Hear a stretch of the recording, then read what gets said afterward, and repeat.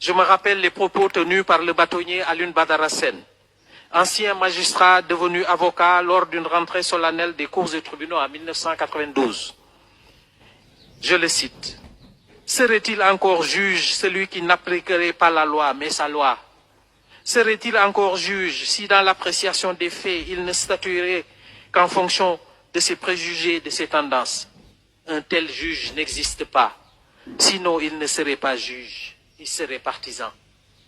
Pour nous tous,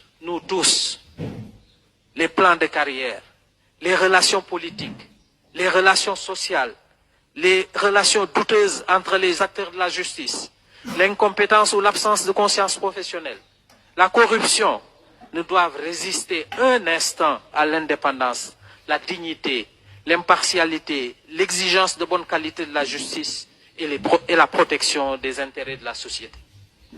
La capacité à résister aux influences extérieures ne peuvent nous valoir que considération et respect, lesquels marquent notre dignité.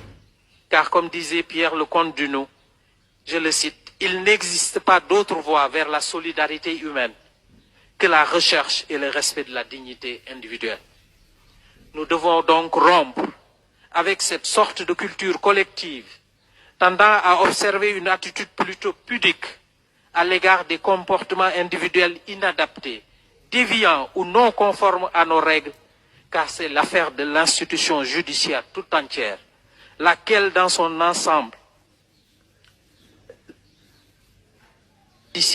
laquelle pâtit dans son ensemble de la mauvaise image que certains d'entre nous donnent de la justice.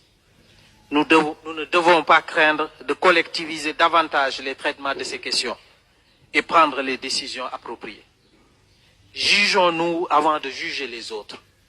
Nos différentes logiques nous y obligent.